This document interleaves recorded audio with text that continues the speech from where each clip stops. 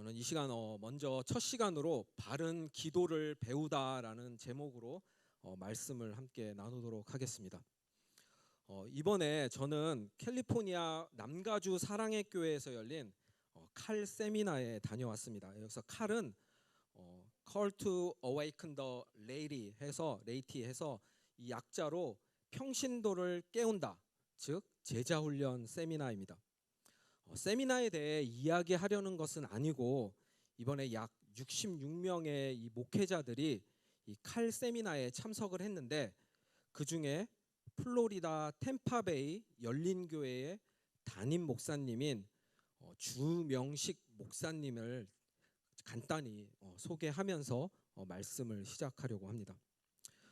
이 주명식 목사님은 미국 오기 전에 한국 인천국제공항에 있는 영종도에서 가족들과 살았다고 합니다. 3대째 무당 집안이었다고 하고요. 어렸을 때부터 자연스럽게 이 귀신들의 역사를 보고 살았다고 합니다. 대학교에서 인격적으로 예수님을 만난 이 주명식 목사님은 이제 자연스럽게 가족들과 이 영적 전쟁이 시작됐다고 합니다. 특히 신내림을 받은 이 어머니와 갈등이 심했는데 주명식 목사님은 이렇게 말합니다. 저는 제 안에 성령님이 계시기 때문에 아무런 문제가 없었습니다. 하지만 저의 어머니는 제 안에 계신 성령님 때문에 어머니 안에 있는 귀신들이 난리를 쳐서 살 수가 없었습니다. 그래서 저를 핍박해서 어떻게 하든 예수님을 떠나도록 만들려고 했습니다. 이렇게 말을 했어요. 그러면서 굉장히 인상적인 이야기를 했습니다. 저는 매일 새벽 기도에 나가 가족의 구원을 위해 기도했습니다. 매일 새벽 1시간씩 기도했습니다. 그런데 저희 어머니는 음기가 가장 강한 시간인 새벽 1시에 일어나 찬물로 목욕제개를 하고 정갈하게 예복을 입은 후 3시간씩 자신이 모시는 그 귀신들에게 아들이 교회를 떠나게 해달라고 기도했다고 합니다. 정성만 본다면 어머니의 기도가 응답됐어야 맞다고 목사님은 말합니다. 신실하게 불교를 믿는 사람들은 매일 108번 절을 하며 기도합니다. 108배라고 합니다. 불교에도 우리처럼 철야가 있습니다. 철야 3000배를 합니다. 상상이 가십니까? 절을 3000번 하면 어떻게 될까요? 그것도 대충이 아닌 정성을 들여서 절을 하는 것은 결코 쉬운 일이 아닙니다. 무슬림에게 있어 기도는 의무입니다. 하루에 5번씩 정해진 시간에 이 메카를 향하여 기도하는데 이때 라카트라는 절하는 동작을 취하면서 기도합니다. 여러분은 얼마나 마음을 다하여 이 정해진 시간에 기도를 하고 계십니까? 기도는 우리만 하는 것이 아닙니다. 모든 종교에도 기도가 있습니다. 아니, 종교를 가지고 있지 않는 사람들도 기도를 합니다. 어떨 때 기도를 할까요? 스스로 감당하기 어려운 일을 만나거나 처음부터 인간의 능력으로는 불가능한 일을 만나면 자신도 모르게 기도합니다. 자신의 한계를 깨닫고 초월적인 존재를 찾게 됩니다.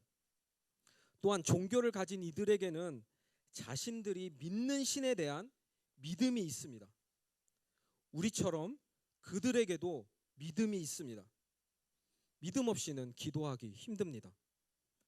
그렇다면 모든 종교에는 기도뿐만 아니라 믿음도 있다는 사실을 우리는 알 수 있습니다. 주명식 목사님은 이렇게 말합니다. 많은 사람들이 문제를 해결받기 위해 자신의 어머니를 찾아와서 굿을 버리거나 점을 쳤는데 정말 많은 문제들이 해결됐다고 합니다. 귀신도 초자연적인 역사를 합니다. 하지만 목사님은 결국 그 끝이 더 큰 절망과 파멸인 것을 목격했다고 합니다. 그러면서 이렇게 말합니다. 무당 어머니에게 복음을 전하기 가장 어려웠던 이유 중 하나는 어머니를 찾아오는 사람들의 25%, 4명 중 1명이 자칭 기독교인이었기 때문입니다. 거기에는 집사, 권사, 장로뿐만 아니라 목사들도 있었습니다.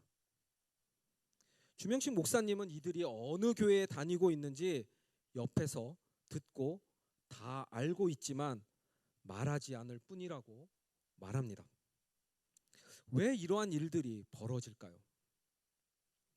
기독교인이라는 사람들이 왜 무당을 찾아갔을까요? 주명식 목사님은 이렇게 말합니다.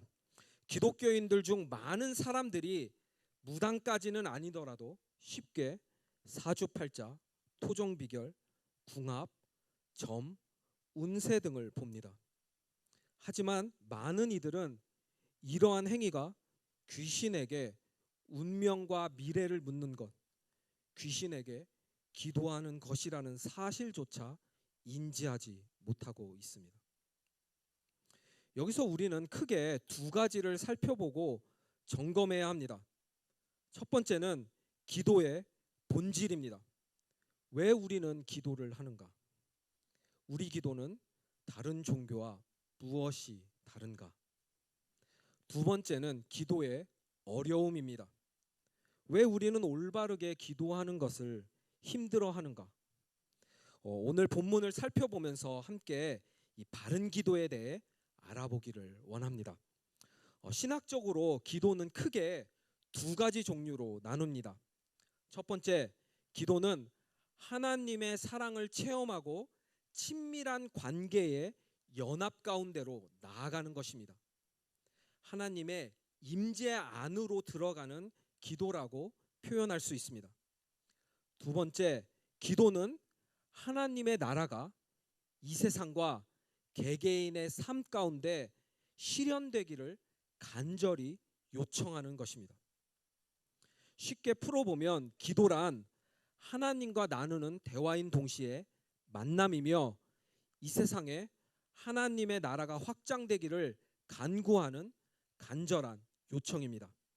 다시 한번, 기도란 하나님과 나누는 대화인 동시에 만남이며 이 세상에 하나님의 나라가 확장되기를 간구하는 간절한 요청입니다. 이렇게 우리가 기도를 정의했는데, 그렇다면 다른 종교와 다른 점은 무엇입니까? 누구를 향해 기도하는가? 그 대상입니다. 우리는 모든 만물의 주인이신 창조주 하나님에게 기도합니다. 그리고 그 기도의 큰 그림 안에 개인의 간구가 포함됩니다. 우리의 기도의 주 목적이 다른 종교인들처럼 내 필요를 구하기 위한, 나의 운명과 미래를 알기 위한 것이 아니라는 것입니다. 마태복음 6장 31절에서 33절입니다. 그러므로 무엇을 먹을까, 무엇을 마실까, 무엇을 입을까 하고 걱정하지 말아라. 이 모든 것은 모두 이방 사람들이 구하는 것이요 너희의 하늘 아버지께서는 이 모든 것이 너희에게 필요하다는 것을 아신다. 너희는 먼저 하나님의 나라와 하나님의 의를 구하여라. 그리하면 이 모든 것을 너희에게 더하여 주실 것이다. 오늘 본문에 나타나는 우리 사도 바울의 기도를 한번 보십시오. 그의 기도에도 개인의 간구가 드러나는데, 그가 간절하게 구했던 것은 하나님의 나라와 의에 관한 것입니다. 사도 바울은 이 에베소 교회 성도들이 하나님에 대해 알기를 간구했습니다. 무슨 말입니까? 사도 바울은 먼저 하나님의 나라와 의를 구하면 이 개인의 필요는 하나님이 은혜로 채워주실 것을 알았습니다. 사도 바울은 어떻게 기도에 대해서 이러한 믿음을 갖게 됐을까요? 사도 바울은 하나님을 바로 알았기 때문입니다. 바른 기도의 시작은 하나님을 바로 아는 데에서 시작합니다. 사랑하는 청년 여러분, 이 세상의 수많은 종교들의 기도와 우리 그리스도인들의 기도는 완전히 다릅니다. 우리의 기도는 나홀로 어딘가에 있을 초월적 존재를 향해 소원을 비는 행위가 아니라 하나님 안에서 그분의 임재를 깊이 경험하는 신비입니다. 바른 기도는 절대 일방적이지 않습니다. 바른 기도는 하나님과의 관계를 중심으로 상호적입니다. 그렇다면 우리는 어떻게 하나님을 바로 알고 바른 기도를 할 수 있을까요? 첫째로 우리는 지혜와 계시의 영을 받아야 합니다. 본문 17절입니다. 여기서 지혜와 계시의 영은 성령님으로부터 주어지는 이 은사를 나타내는데 하나님에 대해 경험적으로 알게 된 지식을 뜻합니다. 특별히 진리의 말씀, 곧 우리를 구원하신 복음을 가리킵니다. 사도 바울은 하나님을 아는 것이 이 생명 그 자체임을 알았기 때문에 지혜와 계시를 구하는 이 기도에 우선순위를 두었습니다. 너무나 당연한 말 아닐까요? 우리가 기도를 하는데 그 대상을 모르면서 기도하는 것은 말이 되지를 않습니다.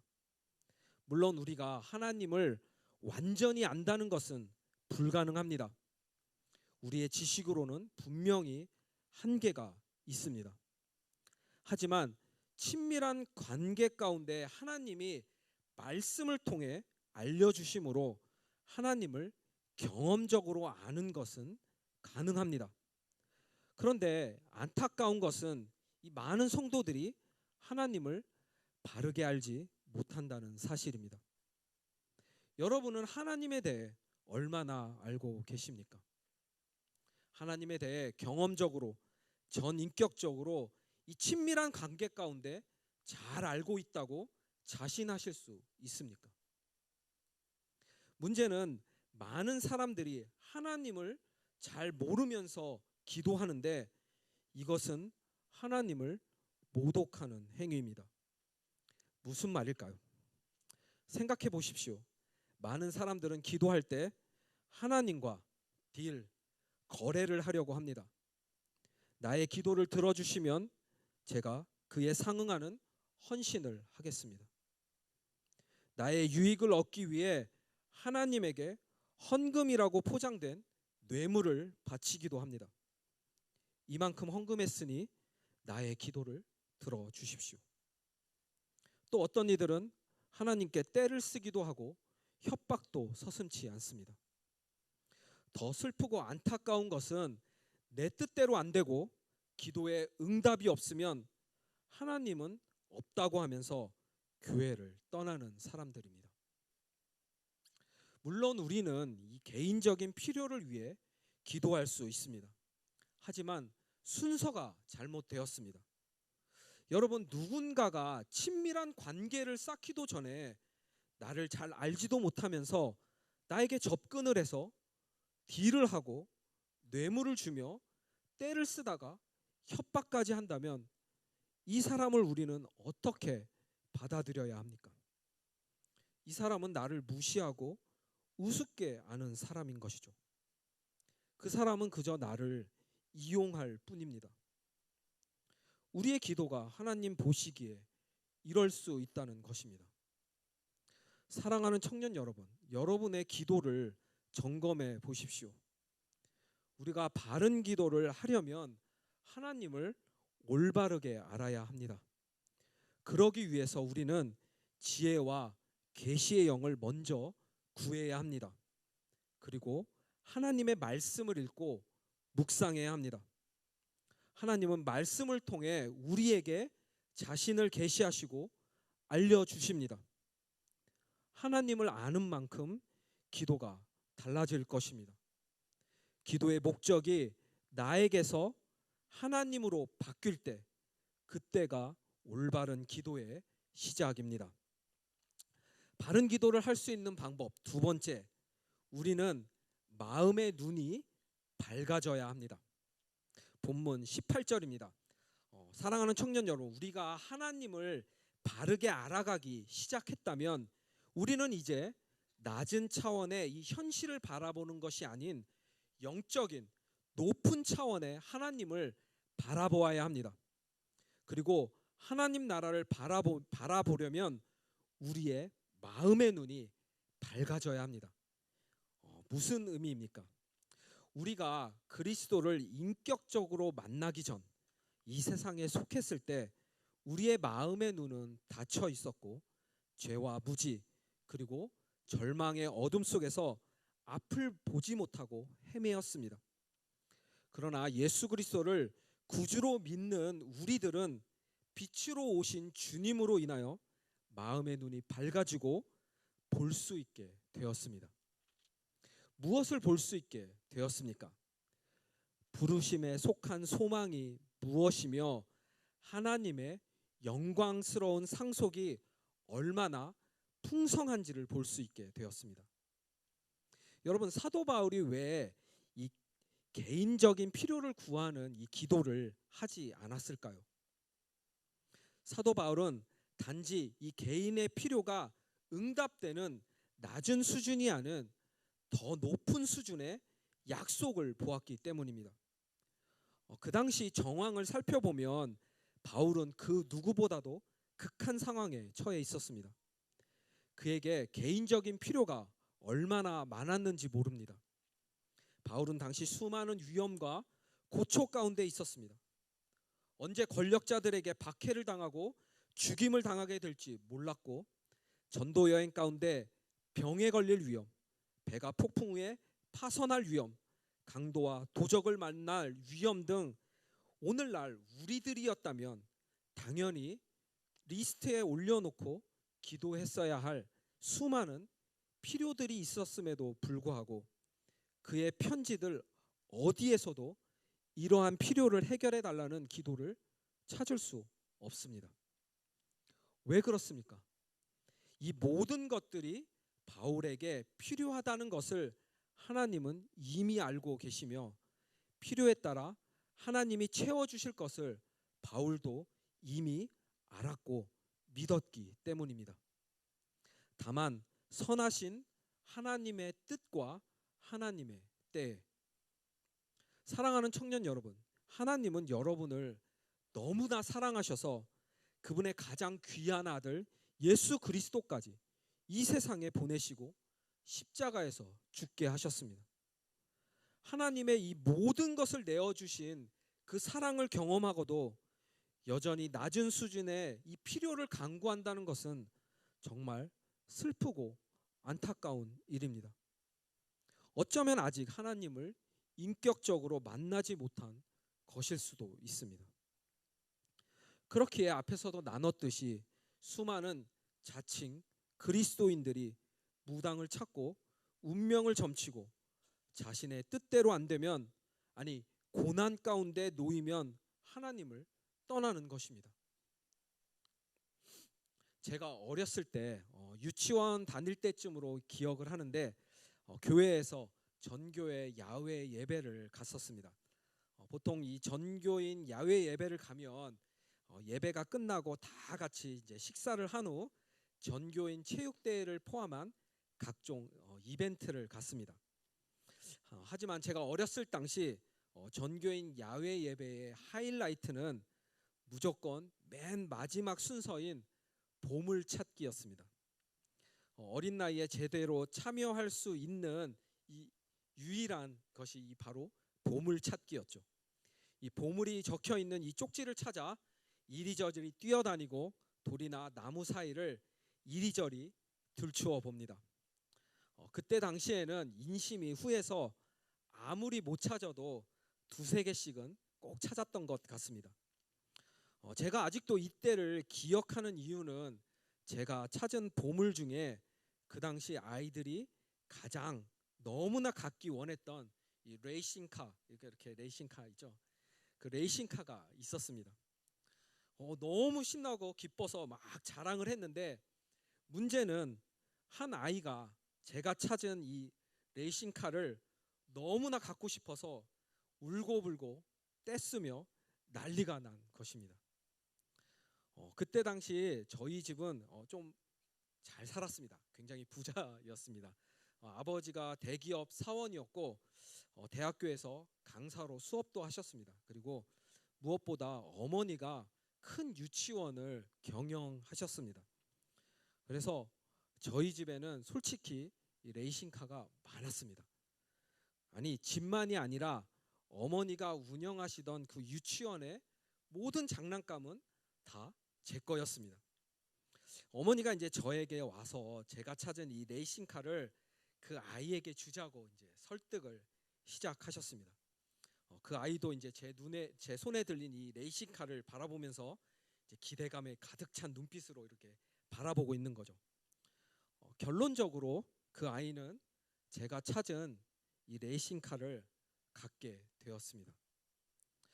과연 어린 나이에 제가 기쁜 마음으로 이 레이싱카를 주었을까요? 아닙니다. 저는 내가 찾은 내 보물이라고 절대 안 준다고 했죠. 그때 어머니가 제 손에 들린 이 레이싱카를 그 아이에게 주면 저에게 더 좋은 장난감 2개를 사준다고 약속을 하셨기 때문에 준 것입니다. 어머니는 제 필요 이상을 채워주셨습니다. 그 이유는 무엇입니까? 저는 어머니와 그 누구보다도 친밀한 모자 관계였고 어머니의 말을 신뢰했으며 어머니가 돈이 많다는 사실을 어린 나이에도 알았습니다. 더 크고 좋은 장난감을 얻을 수 있는데 레이싱카 하나는 아무것도 아닌 게 되고 쉽게 놓을 수 있게 된 것이죠. 정말 우리가 하나님을 바르게 알고 예수 그리스도를 인격적으로 만났다면 우리는 마음의 눈이 밝아져 소망을 보게 되고 하나님의 영광스러운 상속이 얼마나 풍성한지를 보게 됩니다. 이 세상의 필요들과는 비교할 수 없는 하나님의 나라가 여러분들에게 상속되었습니다. 여러분들은 하나님의 자녀들로 하나님의 모든 것을 상속받았다는 것입니다. 여러분, 언제까지 이 레이싱카에 연연하시겠습니까? 바른 기도를 할 수 있는 방법 3번째, 우리는 하나님의 능력이 얼마나 큰지를 알아야 합니다. 19절입니다. 앞에서도 나눴지만 많은 사람들이 기도를 하는 이유는 자신들의 능력으로 해결할 수 없는 일들을 마주했기 때문입니다. 도저히 한계를 가진 인간의 능력으로는 방법이 없기에 막연한 감정으로 어쩔 수 없이 초월적인 존재 앞에 매달리는 것입니다. 하지만 우리는 누구에게 기도해야 하는지 그 대상이 분명합니다. 전지전능하신 창조주 하나님에게 우리는 기도합니다. 그리고 우리는 먼저 우리를 사랑해 주신 하나님으로부터 모든 것을 상속받는 자녀가 되었습니다. 이제 우리는 하나님과의 이 친밀한 관계 속에서 하나님의 자녀로서의 특권을 가지고 성령님의 임재 안에서 기도할 수 있습니다. 하지만 우리의 바른 기도는 여기서 멈추지 않습니다. 우리의 기도를 들으시는 하나님의 능력이 얼마나 큰지를 알게 되면 우리의 기도는 더 높은 차원으로 나아가게 됩니다. 성경은 우리에게 하나님의 능력이 얼마나 크고 위대한지를 끊임없이 알려줍니다. 하나님은 창조주이십니다. 온 만물을 창조하셨고 지금도 하나님은 주권에 따라 온 만물을 경영하고 계십니다. 우리는 하나님의 형상에 따라 지음받고 생명이 되었습니다. 하나님은 홍수로 악을 심판하시고 언어를 혼잡하게 하시어 온 인류를 흩어지게 하셨습니다. 홍해를 가르시고 나라들을 무너뜨리시며 모든 인류의 역사를 주관하셨습니다. 하지만 이 모든 것들보다 더 큰 능력은 하나님이 예수 그리스도를 이 땅에 보내셔서 우리 죄를 대신 담당하게 하셨고, 십자가에서 죽으신 예수님을 다시 살리셔서 우리에게 부활의 소망과 구원을 베푸셨다는 사실입니다.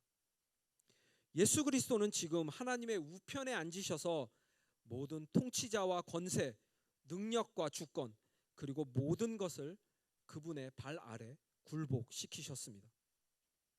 사랑하는 청년 여러분, 하나님의 능력이 세상 사람들에게는 추상적일지 몰라도 우리에게는 실제적인 역사입니다.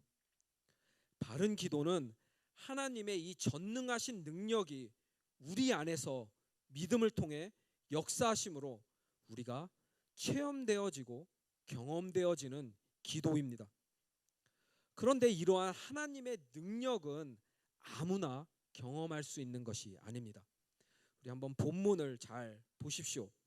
이 강한 힘으로 활동하시는 하나님의 능력은 오직 믿는 사람들에게만 나타납니다. 영어 성경을 보면 His incomparably, 하나님의 이 비교할 수 없는 great power for us, 큰 힘이 우리를 향해 역사를 하시는데, 이 us가 뭐냐면 us who believe, 믿는 성도들을 위해 하나님이 큰 힘을 역사하신다는 것입니다. 하나님의 능력은 오직 믿는 사람들에게만 나타난다는 것이죠. 그렇게 무당 이 어머니와 영적 대립을 하던 이 주명식 목사님은 결국 집에서 쫓겨났다고 합니다. 무당 어머니의 안에 있는 이 귀신들이 견디다 못해 이 자해를 시작했고, 아버지는 이 부모 잡아먹는 자식이라고 집에서 목사님을 쫓아냈다고 합니다. 이 목사님이 집에서 쫓겨난 그날 그렇게 비가 내렸다고 합니다. 이 비를 맞으면서 임시로 지낼 이 장소로 이동을 하는데 그렇게 눈물이 흘렀다고 합니다. 신세가 처량하고 집에서 쫓겨나서 눈물이 흐르는 것이 아니라 목사님 안에서 하나님의 음성이 내가 너를 사랑한다, 내가 너를 기뻐한다 말씀하셨다는 것입니다. 그렇게 핍박을 받고 고통 가운데 집에서 쫓겨나는 그 순간에도 하나님은 나와 함께 계셨구나, 이 말할 수 없는 따뜻한 감동이, 이 하나님의 사랑이 목사님을 감쌌다고 합니다.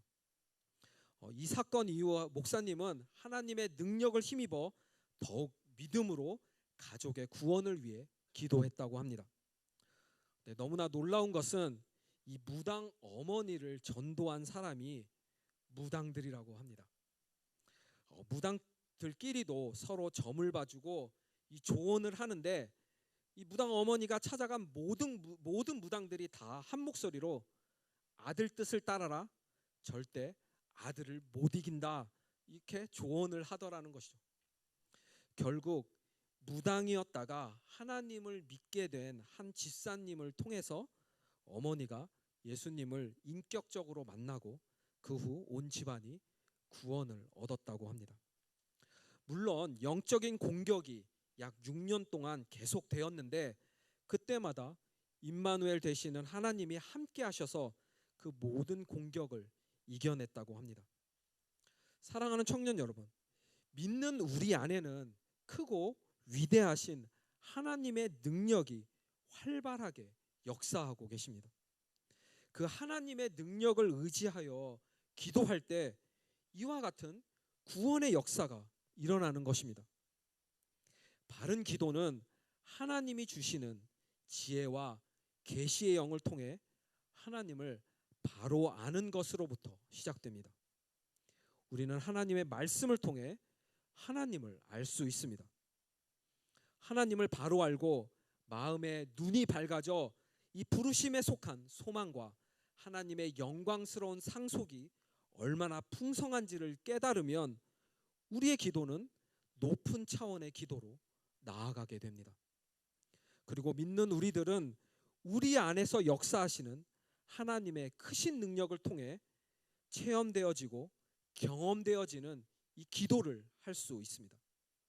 사랑하는 청년 여러분, 바른 기도를 통해 하나님과 친밀한 만남과 영적 대화를 나누시기 바랍니다. 또한 이 세상과 우리 삶 가운데 하나님의 나라가 확장되기를 소원하며 기도하는 믿음의 기도자들이 되시기를 주님의 이름으로 간절히 축복합니다. 아멘.